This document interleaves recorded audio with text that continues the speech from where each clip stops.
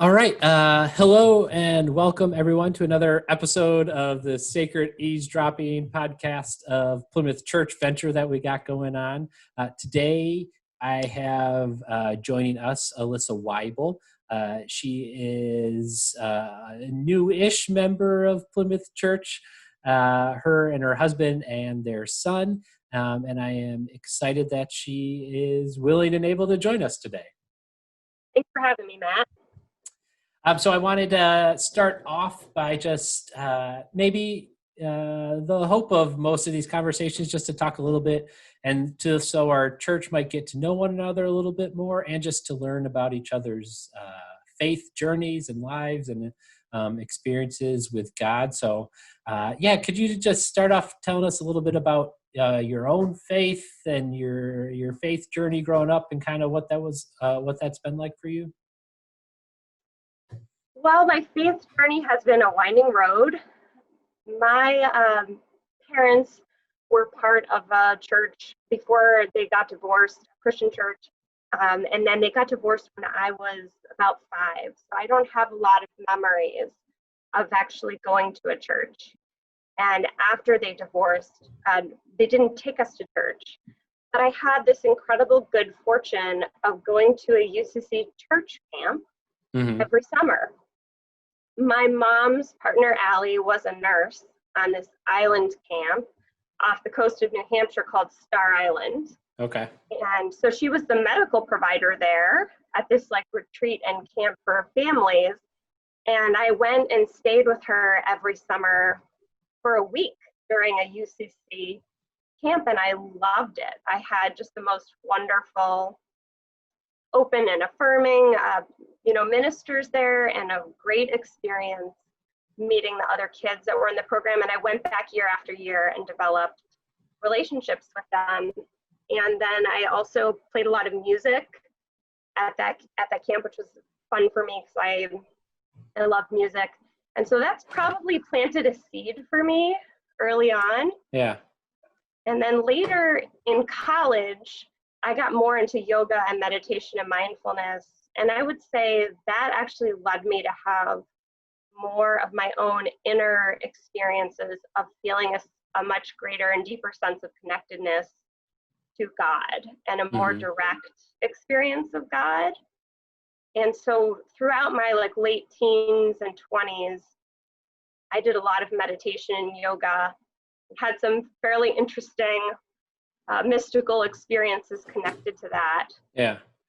And then when my husband and I started dating, we decided that we wanted to join a church. And we joined the UCC church on the west side originally of Cleveland, Pilgrim. And then there was a lot of changes in that community, and we lost a pastor there. We eventually ended up leaving that community, but years later when we had my son, we realized that it was going to be very important for us to raise him and in a church community and to have that support for our family. And so we were looking for somewhere where we could feel that communal sense of God working in the community. Yeah. And that I don't quite get from my yoga practice. So so that's really what we were looking for. And we had the good fortune of finding Plymouth fairly easily and quickly. So what is it about your yoga practice that led you to church? Because it was one kind of leading to the other and supporting it and needing something that wasn't met there, or? Yeah, so I really am fortunate to have had both. I think a lot of training in both yoga and Buddhism as well as in Christianity. And I feel so grateful to have had both. And from the Buddhist and the practices which are much more of an actual practice. They're more skill-based for me, about learning techniques of meditation, yoga techniques, breathing techniques. Those have given me a direct experience of transcendence and connectedness. That's more of an individual experience for me. So that's very much about turning inward. Yeah. and feeling connected to the divine. But I guess in those experiences, I yearned for a community that was also turning outward, working within the community and within each other, that was sort of what I would like to think of as practicing off the mat, and so to speak. Yeah. And I think that's one of the things I love about Christianity, and the values and the morals and the stories that come along with Christianity about being in community and caring for the people around you. And that was a missing piece for me in my own practices of more of turning inward. Mm-hmm. Have you found your faith like shape or change since joining a church or becoming a part of a faith community? How's your experience of God been? Has changed or stayed the same from that? I guess one of the things that I find important about community is just the constant reminder and the support of being connected spiritually. I think that that's hard to do without constant support. So, in other words, I think that for me, spirituality is something I have to keep alive. It's like a flame that I have to keep giving oxygen to. Right. And I feel like the church is like more oxygen for that. And so my flame like burns brighter, so to speak.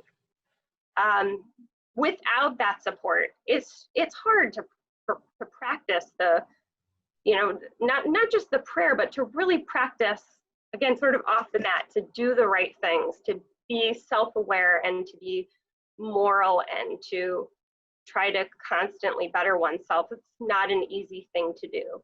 Right. Yeah, the piece of like needing, and I find the same, right, of just like it's a hard journey to walk alone. Yeah.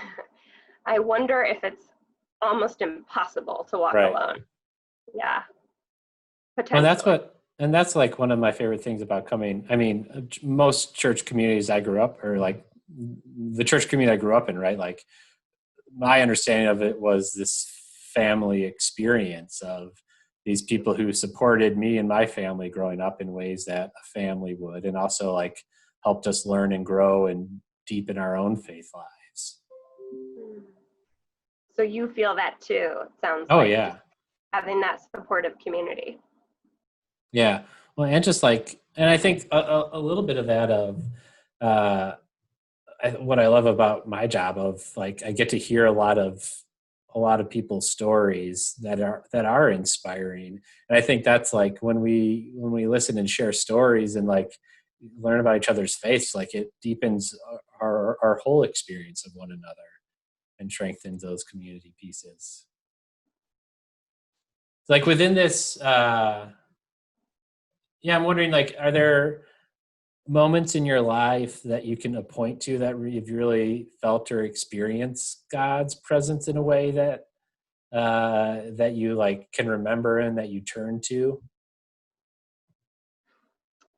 So yes, again, this is maybe a little, I don't know if this is perhaps unique as a Christian, but for me, I've been through these intense breath work workshops connected to, again, sort of more of my Eastern practices. Mm-hmm. And I don't know if I would have been a believer in God had it not been for that, because I have had a lot of traditional Western education in rational and scientific thinking, and which has been also a very strong and important part of my life. But I had, when I was really young, I think I was 19, I lived at like a yoga school for 3.5 months. Oh, wow. And it was basically a monastic culture and experience. And so I meditated for hours every day, and I did some prayer as well, a lot of walking of labyrinths and intense yoga training, along with changes in my diet, fresh air, no screens. And with all that distraction taken away, there were moments there where I felt connected so much to this greater power that I almost like lost my sense of self. It was like I felt so connected that I almost forgot or lost that separation between my sense of self and other people and the rest of the world. And I don't think this is a typical experience. I mean, that there was one time in particular during that stay, in the middle of that stay, where I went through this intensive breathing workshop, and I just like felt, it's almost impossible to put into words, but I just felt this, I felt like I was part of a universal energy, and like my consciousness expanded so far that I felt like I wasn't even sure who I was anymore. Like, it was both frightening and so affirming at the same time, that it's something that I haven't been able to forget and or really reconcile. Like, it's still a great mystery to me what that was. You know, I'm like, what was that? I don't know. I wasn't on drugs. You know, I was like, you know what I mean? Like, I wasn't psychotic. I wasn't So sick. do you look back at that moment and draw strength from it? So I do, I guess, in a way. So I have this great sense of mysteriousness with my faith, which is that I've always felt, maybe since that moment, like it's something beyond Western scientific thought that I may never truly understand. Like I feel like my experience of God is not something that I understand. I don't know why I had that experience. I don't know exactly what God is. I can just tell you that in that moment I had a felt experience of God. Yeah. And that really is beyond words and beyond anything that I understand scientifically. Like, I just don't really get it. Yeah. You know? And so I think Christ is like, you know, there's certain people like that I think are more connected to that and understand that and are, I don't know, just maybe we're more attuned to that presence. So it kind of lives on as a great mystery to me, but I don't mind that. Like, it doesn't bother me. I'm sort of glad there's stuff that's more powerful than what I can understand. What do you think God's like invitation to you is within that mystery? Oh boy, what a great question. I guess maybe for me it's to like surrender to the mystery. You know, that like I don't need to know everything. I don't need to fully understand what that force was that I experienced. That like I can trust that there's some sense of connectedness and divine energy that that maybe I don't need to understand, but that I know that I have direct access to when I tune into that. I wouldn't say all the time. I can't like make that happen when I meditate. I wish I could, but there are like moments where I've had glimpses of something much greater than myself. It's a hard thing to live in, though, the mystery. Yeah. Not always the easiest thing to do. Yeah, well, I guess one of the nice things is that I don't have to give people answers like you probably do. You know, people want answers. People want it, right? Yeah, and they probably look to you for them, right? Yeah, I'm curious, what's your experience of that like? I mean, it's my job to pastorally say we have to live in the mystery and figure out ways to invite people in that, even though I struggle with it just as much. I had a spiritual director who, like, as I was struggling with a lot of this stuff in seminary, and he talked about, I'm pretty sure it's Jacob who's wrestling God at the river, and they wrestle all night. And he talked about faith and like the mystery in that way of like that we are called to wrestle with God like all night long, to be exhausted and frustrated and just searching for an answer perhaps, but then at the end of the day, be able to walk away and be like, I wrestled with this and I am still okay. God is still with me. and I can live in the mystery and kind of walk through that, which I like. So like the rest of, but like we learn so much about ourselves in the wrestling, I think, and in the struggle of like trying to think for an answer if we want an answer, but not being able to know anything. Yeah, I know. I think I've just stopped trying to figure, like, at least for me to totally figure spirituality out. Like, I think it's something that maybe gets revealed rather than figured out. But I like, and it sounds like your experience, and I think often get frustrated with, I mean, the history of Christianity is it's how it sometimes can come off scared to other forms of spirituality, is that it's scared to interact or to accept as valid other forms. But I think in so many experiences I've seen from other people is that like the interaction and the relationship with other forms of spirituality only strengthens their understanding of God. Mm-hmm. I think that's been true for me. I can't speak for other people, but Reverend Deb once called me a Budeo-Christian, and when she said that, I was like, oh, that's it. Like, I've never had a term for what it is that I am, but that was the first label I'd ever heard. And I really am strengthened by both of the traditions that I practice, very much by the Christianity, and then also very much by sort of a mix of like yogic and Buddhist practices. Mm-hmm. And I don't feel I don't really feel any conflict between the two. And maybe that's because I didn't have a strong upbringing in the Christian church other than being at like, summer camp. So I wasn't like committed to one particular way of thinking or doctrine. And so that's probably part of that for me. Yeah, we're scared that like if I learn more about this, it'll make me less than a Christian, or like it will take away from my Christianity if I approach other forms of spirituality. Well, I'm pretty sure like if Buddha and Christ had ever gotten together, that they would have been friends, like I can't imagine that they would have had any kind of animosity towards each other. I think they probably would have joined forces. Yeah. For the greater good. At least maybe that's just my own positive spin on it. But I just I cannot see people that have such great self-awareness and such, intense spirituality rejecting each other in that way. Yeah, I'm interested.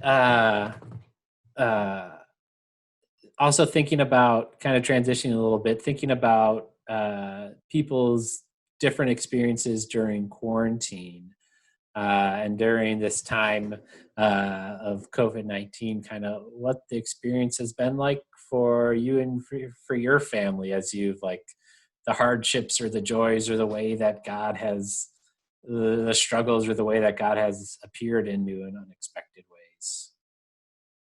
Well, it's been really good and really bad and up and down.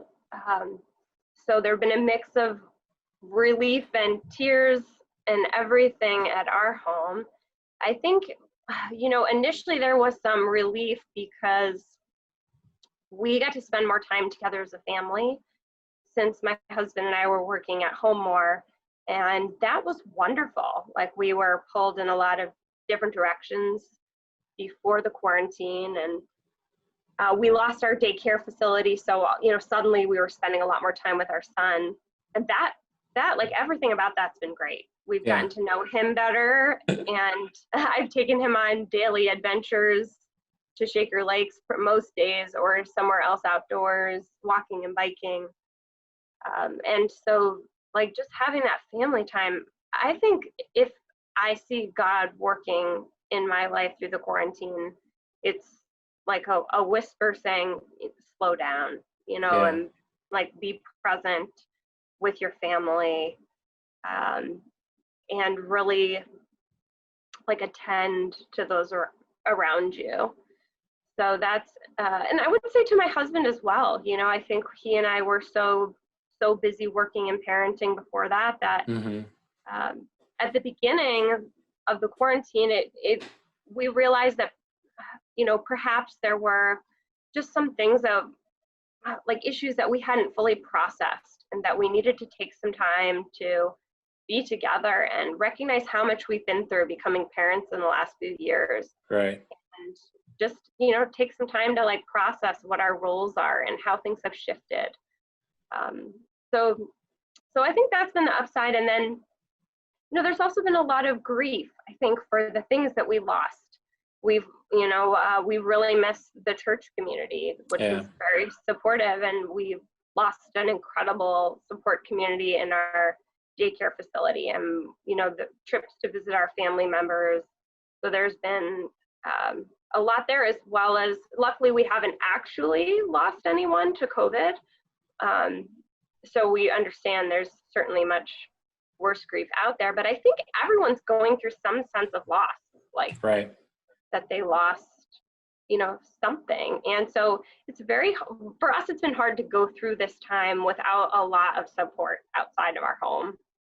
And that's been really, it's just been challenging, and at times like heart-wrenching to not be able to see our loved ones, or to feel like we're, parenting without much support. And it's so like, in all the ways, like, and it's hard to like go on the fly, right, of this, like trying to figure out all these, like a lot of people's self-care practices have been taken away from them, and support systems have been taken away from them. And then we're not only trying to learn either how to live life in a whole different way or do different job, or people have lost their jobs, but then like trying to adjust, how do I also take care of myself in the midst of all of this while I'm grieving all of these different things? Yeah. It's been, I think the like griefs, and I think it's going to continue to hit over these, like not knowing how long this is going to be, but we're going to like continue to figure out how to be present, and also like how to find new ways to take care of ourselves, but also like making sure we're acknowledging how all the different ways that we're saddened by all of this. It's a struggle. So you're finding it's a struggle in your house too, to process all the grief. And I think like at church, just like I think with the one right now of dealing with loss of church member, of like really wanting to be physically present with them and their family, and with like celebrating the life of others, and like and also just being around others in small groups and in church, like. And I think like the church community itself is like you have, like struggling, like knowing that we have all these that were I had a conversation with a member this week, and he's like, like I see you every week, but you don't really see or talk to me. He's like, I talk with you every week. And I'm just like, it's just like trying to check in with others, but like we don't have the ability to do that all the time, or in the same ways that we used to. So that's definitely a struggle of, I think, where we're going to have to try to figure out in the upcoming months, of continually find ways to support and be there for one another, not only for one another, but also for the community. What are some of for people who don't know, you work as a therapist. Mm-hmm. Are there, are similar things that we've talked about, like that people, like the themes of struggle in the midst of this, or like what have you seen pop up? Sure. So I've seen a lot of isolation related themes pop up. Just people feeling depressed and disconnected in various ways. Even people that are trying Zoom and trying to stay connected that way, I think there's just still a sense that it isn't quite the same as sharing a physical space. And so I'm seeing a ton of people who are really isolated, who are anxious about all the uncertainty, I think. Just, when it was a 2-week break, basically, when things were supposed to shut down for 2 weeks, it was like a vacation for some of the people I was working with. Like, oh, I can work from home for 2 weeks. And now it has a really different feel, like this is the new normal, and people don't know how long it's going to last. And the uncertainty is very difficult for the vast majority of people that I work with. to cope with because they can't really plan, and don't really know how to cope with that. It's something that's totally out of their control. And then the third thing I would say, for a very small segment of the population, I work with some people that are working in the hospital setting, those types of things. I think I am seeing some people who have been traumatized by watching, COVID patients die, and or just seeing the inexplicable quick losses that are just like too much to bear, those types of things. So I don't see a ton of that, but that's there. Yeah. But I've been thinking about a way to end or to start these podcasts that are consistent throughout, that might capture just how different people are feeling or experiencing their own faith in the moment. So I forgot to talk about, I forgot to ask you if you had prepared for this part, but I was thinking of the 4 different questions, the one thing you like about God, Jesus, the church, and the Holy Spirit, if you have answers to those questions. About each one? Yeah, or just one, and then one thing you love about each one of those things, or just one of them, or just them as a whole. Well, I'd only prepared one. I'm happy to do all 4, but no, just do one then. Okay, that's what I'm sorry. I think I misunderstood your question. I wasn't clear. Okay. I think one of the things I love about Jesus and the story of Jesus that I don't quite get from my Buddhist tradition is just how magnificently he walked through the burden of one of the most traumatic things that can possibly ever happen to someone, of being betrayed by the people, whom he loves and who love him, and killed.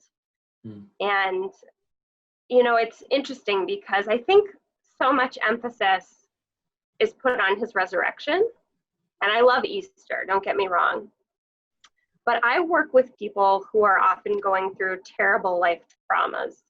And I am so impressed with the fact that Jesus was able to remain steadfast in his convictions and in his faith and in his love for people, even in the darkest hour.